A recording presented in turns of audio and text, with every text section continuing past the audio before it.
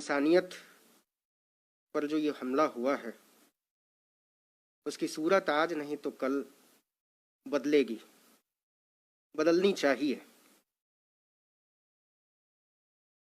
मैंने आज से पहले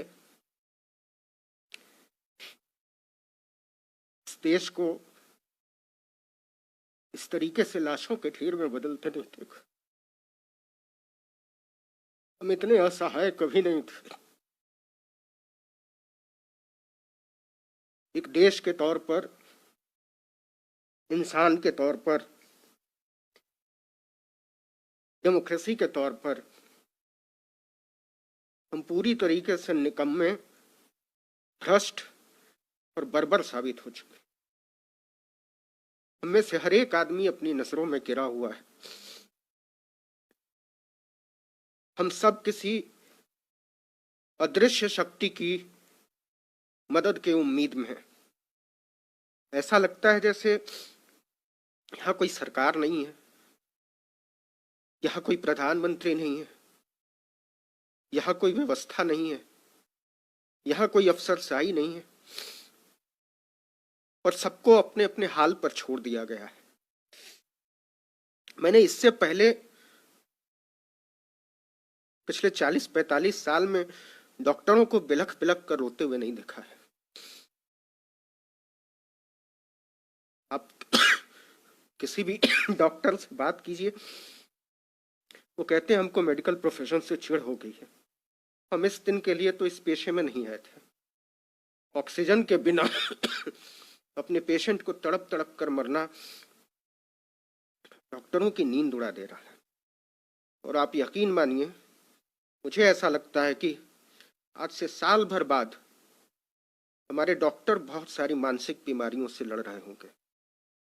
जो मौतें वो देख रहे हैं और जितने असहाय वो महसूस कर रहे हैं, इसके बाद जिस ट्रॉमा में वो जाएंगे उसका अंदाजा हमको और आपको नहीं है। इस देश को नर्क बना दिया गया है, इस देश को दोजख बना दिया गया है और हम सबको इतना बेचारा बनाकर छोड़ दिया गया है जैसे हमारी कोई अहमियत नहीं। खैर, वो वक्त शायद गुजर जाएगा और जब ये गुजरा हुआ वक्त हमारे सामने आएगा तो मुझे नहीं मालूम मैं रहूंगा नहीं रहूंगा, मुझे नहीं मालूम डॉक्टर मनीष रहेंगे नहीं रहेंगे, डॉक्टर सोनू रहेंगे नहीं रहेंगे, लेकिन जो लोग भी रहेंगे वो सोचेंगे कि इस दुनिया को और बेहतर होना चाहिए। वो सोचेंगे कि हमको हमारी आने वाली नस्लों के लिए मंदिर और मस्जिद के झगड़ों से ऊपर उठना चाहिए। वो सोचेंगे और सोचना चाहिए कि इस देश को मंदिरों, मजारों, मीनारों की जरूरत नहीं है।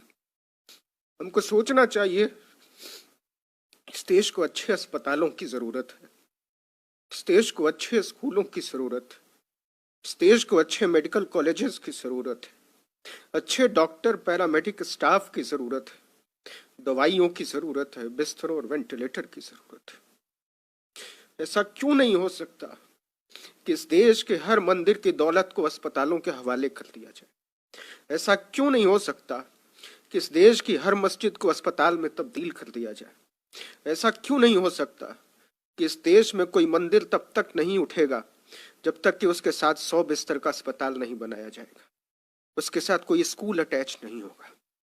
हमको सोचना पड़ेगा।